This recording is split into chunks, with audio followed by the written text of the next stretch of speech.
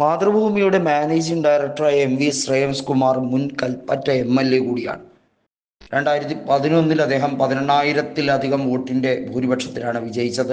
എന്നിട്ട് പോലും അദ്ദേഹത്തിന് മന്ത്രിസ്ഥാനം ലഭിച്ചില്ല. അദ്ദേഹത്തിന് പകരം KP മോഹനാണ് കൃഷി വകുപ്പ് കൈകാര്യം ചെയ്തത്.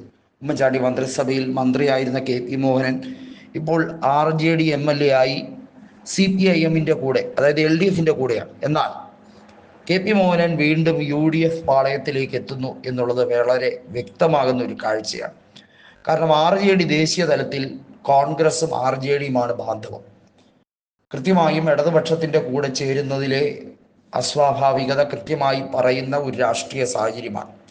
ശ്രേയംസ് കുമാറും KP മോഹനും UDF പാളയത്തിലേക്ക് എത്തിയാൽ വരാനിരിക്കുന്ന തെരഞ്ഞെടുപ്പിൽ എങ്ങനെയായിരിക്കും സ്ഥിതിവിവര കണക്കുകൾ എന്നുള്ളത് വലിയ രീതിയിൽ ചോദ്യമായി മാറുകയാണ്. 2016 നിയമസഭാ തെരഞ്ഞെടുപ്പിൽ കൂത്തുപറമ്പിൽ മത്സരിച്ച KP മോഹനെ KK ശൈലജ 12,000-ലധികം വോട്ടുകൾ പരാജയപ്പെടുത്തിയാണ് അവർ അന്ന് ആരോഗ്യവകുപ്പ് മന്ത്രിയായത്. എന്നാൽ 2021 നിയമസഭാ തെരഞ്ഞെടുപ്പിൽ KK ശൈലജ മട്ടന്നൂരിലേക്ക് മാറുകയും KP മോഹനൻ കൂത്തുപറമ്പിൽ നിന്ന് LDF സ്ഥാനാർത്ഥിയായി വിജയിക്കുകയും ചെയ്തു. എന്നാൽ ഇനി അങ്ങോട്ട് KP മോഹനൻ ചുവടുവെക്കുന്ന UDF-ന്റെ കൂടെയാണ്. RJD ഔദ്യോഗികമായി UDF-ന്റെ കൂടെ ചേരാൻ ഔദ്യോഗികമായി തീരുമാനിക്കുന്ന രാഷ്ട്രീയ സാഹചര്യമാണ് ഉടലെടുത്തു വരുന്നത്. എന്നാൽ കൽപ്പറ്റ സീറ്റിൽ T സിദ്ദിഖ് കോൺഗ്രസ് സ്ഥാനാർത്ഥിയായി മത്സരിച്ച് വിജയിച്ചതുകൊണ്ട് തന്നെ സിറ്റിംഗ് സീറ്റ് കോൺഗ്രസ് വിട്ടുകൊടുക്കില്ല എന്ന് ഉറപ്പായി പറഞ്ഞിരിക്കുകയാണ്. മാത്രമല്ല, കൂത്തുപറമ്പ് സീറ്റ് ഇനി RJD-ക്ക് വിട്ടുകൊടുക്കാൻ LDF-ഉം തയ്യാറല്ല. ഈ ഒരു രീതിയിലേക്ക് വരുമ്പോഴാണ് KP മോഹനന്റെ ഇഷ്ടത്തിന് കൃത്യമായി വഴങ്ങിക്കൊണ്ട് MV ശ്രേയംസ് കുമാർ ആ തീരുമാനമെടുത്തിരിക്കുന്നത്. RJD UDF-ന്റെ കൂടെയായിരിക്കും. KP മോഹനൻ UDF സ്ഥാനാർത്ഥിയായി നിന്ന് കൂത്തുപറമ്പിൽ തന്നെ മത്സരിക്കുന്ന രാഷ്ട്രീയ സ്ഥിതിഗതി ഉണ്ടാകും എന്ന് വളരെ വ്യക്തമാണ്. പകരമായി RJD-ക്ക് മറ്റൊരു സീറ്റ് കൂടി വാഗ്ദാനം ചെയ്യുന്ന രാഷ്ട്രീയ സാഹചര്യം ഉടലെടുക്കും.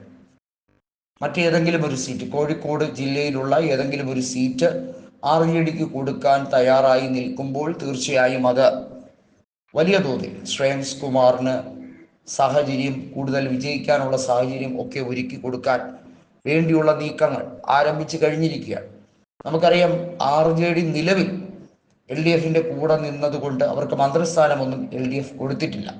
KP മോഹന് 2.5 കൊല്ലം പോലും മന്ത്രിസ്ഥാനം കൊടുത്തിട്ടില്ല. അത്തരത്തിലേക്ക് ഒരു സാഹചര്യം വന്നപ്പോഴാണ് KP മോഹനൻ UDF-ലേക്ക് പോകുന്നു എന്നുള്ള തീരുമാനത്തിലേക്ക് കാര്യങ്ങൾ എത്തിച്ചിരിക്കുന്നത്. നമുക്കറിയാം, ആന്റണി രാജുവിനായിരുന്നാലും ഗണേഷ് കുമാറിനായിരുന്നാലും അഹമ്മദ് ദേവർകോവിലിനായിരുന്നാലും മന്ത്രിസ്ഥാനം കൊടുത്തിട്ടുണ്ടായി. ആദ്യത്തെ 2.5 കൊല്ലം അഹമ്മദ് ദേവർകോവിലിനും ആന്റണി രാജുവിനും സ്പോർട്സ്, അതുപോലെ തന്നെ ഗതാഗതം തുടങ്ങിയ വകുപ്പുകൾ അതാത് മന്ത്രിമാർക്കായി കൊടുത്തിരുന്നു.